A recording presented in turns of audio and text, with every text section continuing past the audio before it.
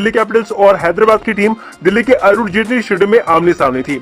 दोस्तों दोनों ही team points table में सबसे नीचे स्थान पर थी, इसलिए आज इस मुकाबले को जीतने के लिए दोनों ही टीम पूरी जी जान लगाने वाली थी। इसलिए यह मुकाबला बेहद ही रोमांचक और खतरनाक होने की पूरी उम्मीद थी। वही दोस्तों जब टॉस की बारी आई तो सनराइजर्स हैदराबाद के कप्तान एडम मार्करम ने दिल्ली कैपिटल्स के खिलाफ टॉस जीतकर पहले बल्लेबाजी करने का फैसला किया। तो वही टॉस जीतकर जब हैदराबाद की टीम बल्लेबाजी करने आई तो आज फिर से एक नई ओपनिंग जोड़ी के साथ मैदान पर बल्लेबाजी करने आई। जी दोस्तों, हैदराबाद की टीम की तरफ से मयंक अग्रवाल के साथ अभिषेक शर्मा पारी की शुरुआत करने आए ताकि अपनी टीम को बेहतर से बेहतर शुरुआत दिला सके। लेकिन दोस्तों दिल्ली के गेंदबाजों ने शुरुआत में ही हैदराबाद टीम को बेहद ही बड़ा झटका देकर उनके अरमानों पर पानी फेर दिया। जी हां, दिल्ली कैपिटल्स को पहली सफलता ईशांत शर्मा ने दिलाई। आपको बता दें ईशांत शर्मा ने तीसरे ओवर की तीसरी गेंद पर मयंक अग्रवाल को विकेट के पीछे फिलिप सॉल्ट के हाथों कैच आउट करवाकर उनकी पारी को बड़े ही सस्ते में निपटा दिया। मयंक अग्रवाल 6 गेंद पर सिर्फ 5 रन बनाकर आउट हो गए और इस तरह से हैदराबाद टीम को शुरुआत में ही 21 रन पर ही अपना पहला झटका लग गया। हालांकि इस बड़े झटके से एसआरएच ने टीम को संभाल लिया। ओपनर बल्लेबाज अभिषेक शर्मा ने दोस्तों अभिषेक शर्मा आज शानदार लय में नजर आ रहे थे। उन्होंने पहले तो राहुल त्रिपाठी के साथ 23 रनों की साझेदारी करके एसआरएच के स्कोर को 5वें ओवर में 44 रनों तक पहुंचाया। हालांकि त्रिपाठी अभिषेक का ज्यादा देर तक साथ नहीं दे पाए।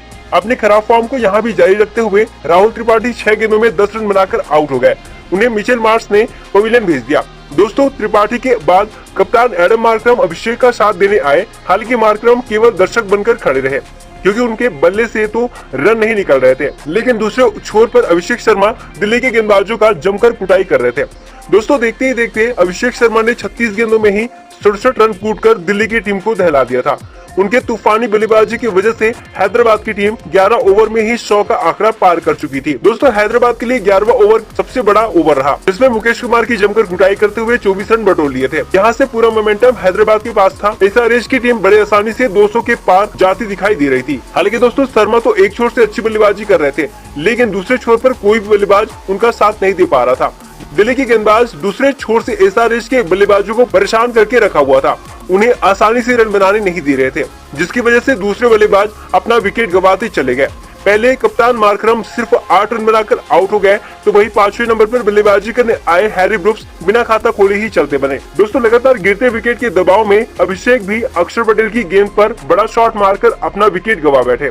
अक्षर पटेल ने दिल्ली के लिए बड़ी मछली जाल में फंसाई और अभिषेक शर्मा की 36 गेंदों में ही खेली गई 67 रनों की तूफानी पारी का अंत कर दिया। दोस्तों शर्मा के रूप में एसआरएच ने 109 रनों पर 5वां विकेट गंवाया। अब यहाँ से लग रहा था एसआरएच की पारी लड़खड़ा जाएगी और दिल्ली की टीम अपना सिकंजा हैदराबाद पर कस देगी। लेकिन दोस्तों अफ्रीकी बल्लेबाज हेनरी क्लासन और अब्दुल समद ने 6वें विकेट के लिए 53 रनों की तूफानी साझेदारी करके मुश्किल में फंसी हैदराबाद को मजबूत स्थिति में पहुंचा दिया।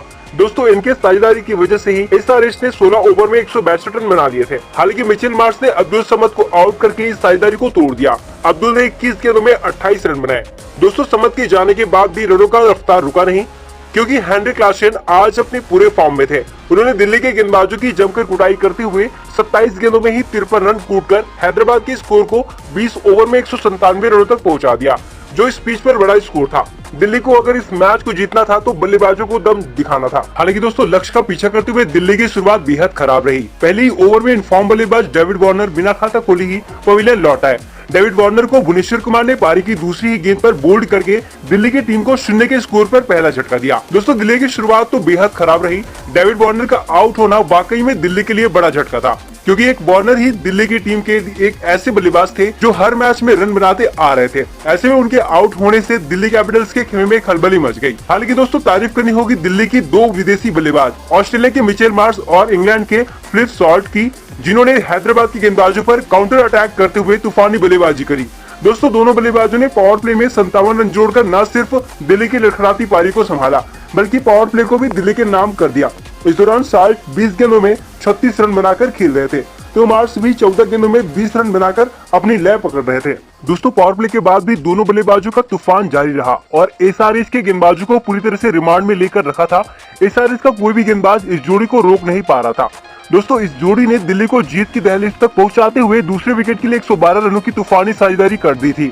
इसी के साथ ही दिल्ली को 12वें ओवर में 112 रन तक पहुंचाकर जीत के बेहद करीब पहुंचा दिया। हालांकि इस साझेदारी को मयंक मार्कंडे ने तोड़ा, जब फिलिप सॉल्ट को अपने ही गेंद में कैच करके हैदराबाद को बड़ी राहत दिलाई। सॉल्ट ने 35 गेंदों में ताबड़तोड़ 59 रन बनाए। दोस्तों जब तक ये जोड़ी बल्लेबाजी कर रही थी तब तक हैदराबाद की टीम जीत से कोसों दूर नजर आ रही थी, क्योंकि दोनों ही बल्लेबाज ताबड़तोड़ बल्लेबाजी कर रहे थे। लेकिन जैसे ही ये साझेदारी टूटी, हैदराबाद की टीम ने पूरा मैच ही पलट दिया। जी हाँ दोस्तों, सॉल्ट के आउट होने के बाद हैदराबाद को 2 और विकेट गिफ्ट में मिल गया। पहले तो तीसरे नंबर पर बल्लेबाजी करके मनीष पांडे 1 रन बनाकर स्टंपिंग आउट हो गए। तो वही मनीष पांडे के बाद मिचेल मार्श भी ज्यादा देर तक बल्लेबाजी नहीं कर पाए।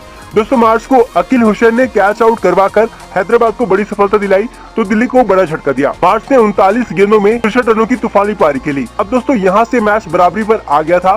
दिल्ली को जहाँ 30 गेंदों में 60 रन बनाने थे, तो वहीं हैदराबाद को और लेने थे। दोस्तों दिल्ली की बात करें तो प्रियम गर्ग और सरफराज खान बल्लेबाजी कर रहे थे, लेकिन सबसे बड़ी उम्मीद तो अक्षर पटेल थे, जिनका आना अभी बाकी था। ऐसे में अब देखना बड़ा ही दिलचस्प था, क्या दिल्ली 30 गेंदों में 60 रन बना पाती है या नहीं।